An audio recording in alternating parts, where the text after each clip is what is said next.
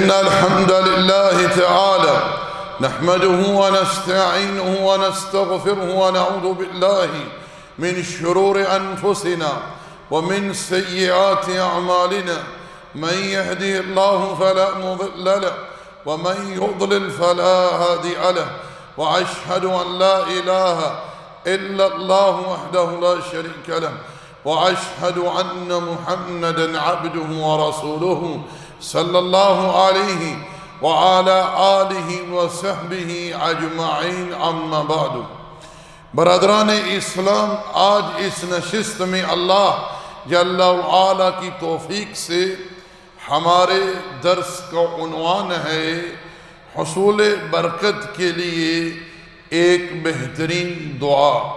اللہ جل وعلا سے دعا ہے، التجا ہے کہ رب ذوالجلال تقدس و تعالی حق گوئی کی توفیق عطا فرمائے، اور جہاں تک ہماری آواز پہنچے رب ذوالجلال ہم سب کو حق کو سمجھنے کی، حق پر ایمان لانے کی اور عمل کرنے کی توفیق عطا فرمائے.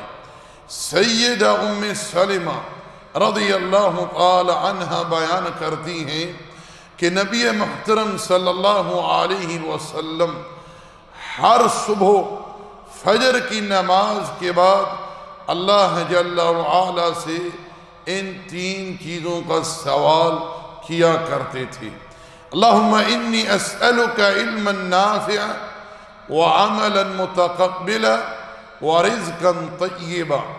اے اللہ، میں تجھ سے سوال کرتا ہوں کون سے علم کا جو نفع عطا کرنے والا ہے، اور ایسے عمل کا جو تیری بارگاہ میں شرف قبولیت پانے والا ہے، اور ایسا رزق جو پاکیزہ ہو اور حلال ہو.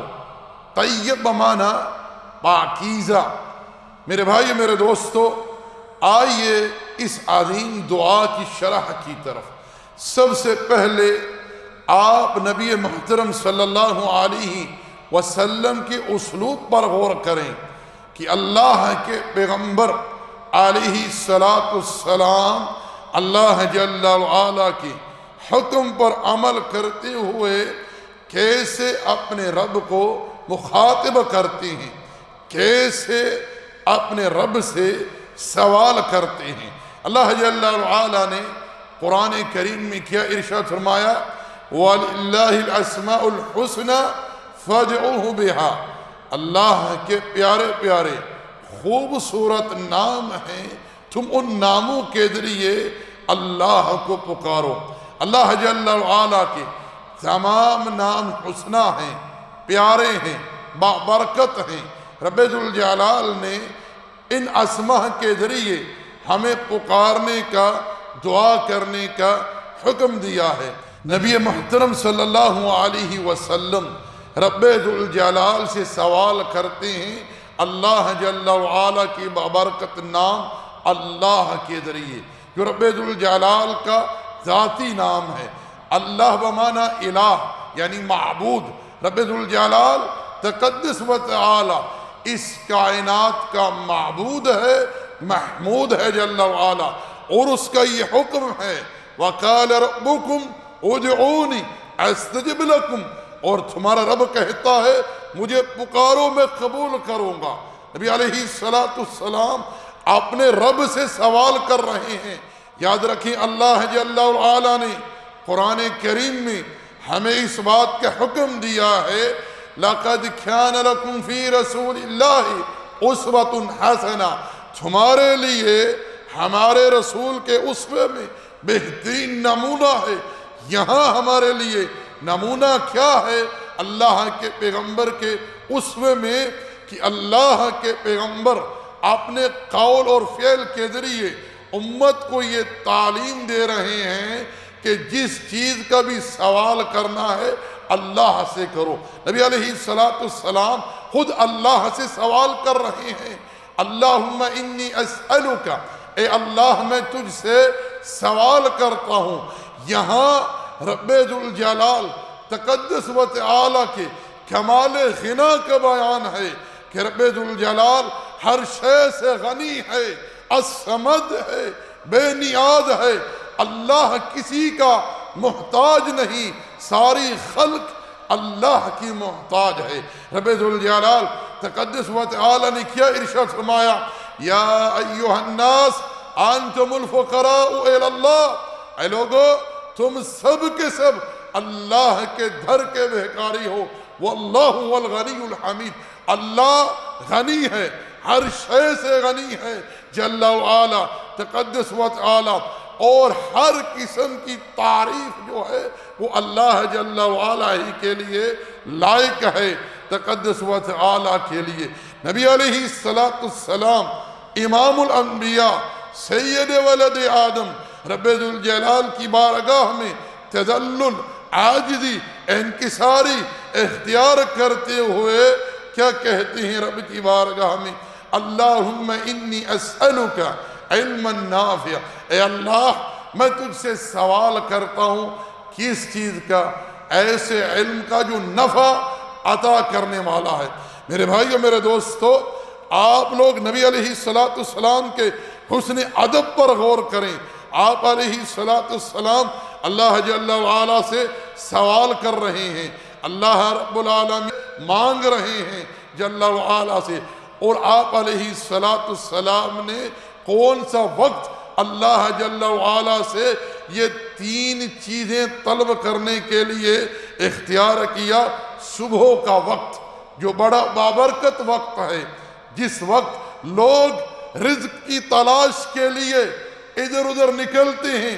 نبی علیہ السلام نے یہاں امت کو اس بات کا درس دیا ہے کہ اسباب پر توکل کرنے کے بجائے، اسباب کی طرف التفات کرنے کے بجائے، سب سے پہلے رب ذوالجلال سے سوال کرو، رب ذوالجلال سے مانگو۔ اللہ جل وعلا ہی ہر شے عطا کرنے والا ہے، وہ رب ذوالجلال معطی ہے۔ رب ذوالجلال جسے عطا کرے اس سے کوئی روک نہیں سکتا، اور جس سے میرا رب روک لے اسے کوئی عطا نہیں کر سکتا۔ تو نبی علیہ السلام نے امت کو یہاں اس بات کا درس دیا ہے کہ اپنے قلوب کا التفات جو ہے وہ رب کی طرف کرو، نہ کہ اسباب کی طرف۔ اسباب اختیار کرو لیکن اسباب پر اعتماد نہ کرو، اپنے دلوں کا التفات اللہ کی طرف رکھو، اللہ سے مانگو، اللہ سے سوال کرو۔ اللہم انی اسألک علما نافع، اے اللہ مجھے ایسا علم عطا کر جو نفع عطا کرنے والا ہے۔ یہاں آپ لوگ غور کریں کہ نبی صلی اللہ علیہ وسلم نے رزق سے پہلے اور عمل کی قبولیت سے پہلے علم کا سوال کیا ہے۔ کیوں کہ علم جو ہے اس کے ہونے کے بعد ہی، کیوں علم حاصل کرنے کے بعد ہی انسان عمل صالح کی تحقیق حاصل کر سکتا ہے، اور رزق حلال جو ہے، پاکیزہ رزق جو ہے اسے وہ اخذ کر سکتا ہے۔ یعنی علم جو ہے یہ حلال اور حرام کے درمیان انسان کو تمیز عطا کرتا ہے۔ بات سمجھے؟ اسی لیے رب ذوالجلال تقدس و تعالی نے قرآن کریم میں ارشاد فرمایا، انما یخشی اللہ من عبادہ العلماء، اللہ سے ڈرنے والے اللہ کے بندوں میں علماء ہیں، اہل علم ہے، کیونکہ علم جو ایک نور ہے، روشنی ہے، جو انسان کو صراط مستقیم کی طرف لے کر گامزن ہوتا ہے اللہ جل وعلا کے حکم سے۔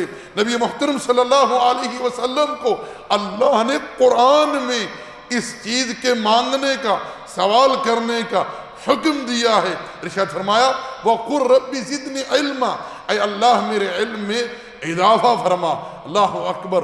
اور اللہ جل وعلا نے ایک مقام پر اپنے پیغمبر کو اس بات کی تعلیم دی، قول اور فعل سے پہلے علم سے ابتدا کرتے ہوئے۔ قولہ جل وعلا فَعْلَمْ، یہاں علم کی تعلیم ہے، جان لو، علم حاصل کرو، انہ لا الہ الا اللہ۔ یہاں قول ہے، اقرار ہے، واستغفر لذنبک، یہاں عمل ہے۔ امام شافعی رحمۃ اللہ علیہ فرماتے ہیں کہ اللہ جل وعلا نے یہاں اس آیت کریمہ میں قول اور فعل سے پہلے علم سے آغاز کیا، علم سے ابتدا کی۔ تو میرے بھائیو، میرے دوستو، علم کا جو حصول ہے وہ انسان کے لیے نہایت ہی اہم اور ضروری ہے۔ برادران اسلام، آئیے اب یہ جاننے کی کوشش کرتے ہیں اللہ جل وعلا کی توفیق سے کہ نفع بخش علم ہے کون سا علم۔ یاد رکھیں اس کی چند انواع ہیں۔ نمبر 1، ایسا علم جس کا انحصار وحی الہی پر ہو، کیونکہ جو علم انسان نے اخذ کیا اللہ کی وحی سے وہی انسان کو نفع عطا کرے گا دنیا میں اور آخرت میں۔ دوسری چیز کیا ہے؟ علم میں اخلاص اللہ کے لیے ہو، اللہ کی خوشنودی مقصود ہو، اللہ کی خوشنودی مقصود ہو۔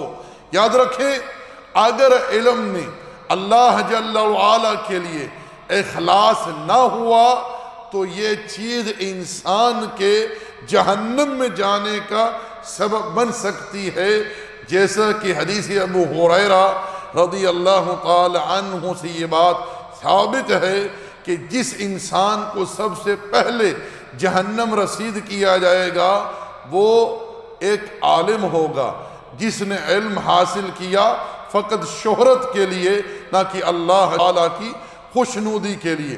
اسی طرح تیسری چیز یہ ہے کہ ایسا علم جو انسان کی رہنمائی کرے عمل صالح کی طرف۔ اگر ایک انسان عمل کرتا ہے بغیر علم کے تو یہ گمراہ ہے، اور اسی طرح اگر کوئی شخص علم رکھتے ہوئے عمل نہیں کرتا تو یہ اللہ کی بارگاہ میں مغضوب ہے، جس کے تعلق سے آپ ہر نماز میں رب سے یہ سوال کرتے ہیں کہ اللہ ہمیں ان لوگوں میں شامل نہ کرنا جو گمراہ ہیں اور جن پر تیرا غضب ہے۔ گمراہ کون ہے؟ نصارہ، جنہوں نے عمل کیا بغیر علم کے، اور مغضوب کون ہے؟ جن پر اللہ کا غضب ہوا، وہ ہے یہود، جن کے پاس علم تھا لیکن انہوں نے عمل نہیں کیا۔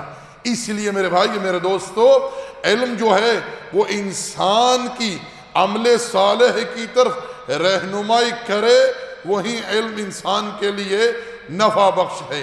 اسی طرح ایسا علم جس کے ذریعے انسان کو اللہ کا قرب حاصل ہو، اسی طرح ایسا علم جو انسان کو منہج سلیم پر چلنے کے لیے رہنمائی کرے، اور منہج سلیم کون سا منہج ہے؟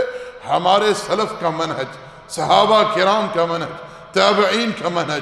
اسی طرح میرے بھائیوں، ایسا علم جس سے انسان حلال اور حرام، جائز اور ناجائز، مباح اور مکروہ، خیر اور شر، نفع اور نقصان، ان تمام امور کے درمیان تمیز کر سکے، انسان پہچان سکے کہ خیر کیا ہے، شر کیا ہے، نفع کیا ہے، نقصان کیا ہے، حلال کیا ہے، حرام کیا ہے، جائز کیا ہے، ناجائز کیا ہے، مباح کیا ہے، مکروہ کیا ہے۔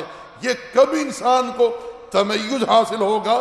جب انسان کے پاس علم ہوگا، اور وہ بھی نفع عطا کرنے والا علم۔ رسول اللہ صلی اللہ علیہ وسلم اللہ جل وعلا کی پناہ طلب کیا کرتے تھے ایسے علم سے جو نفع نہ عطا کرنے والا ہو۔ بات ہے میرے جی۔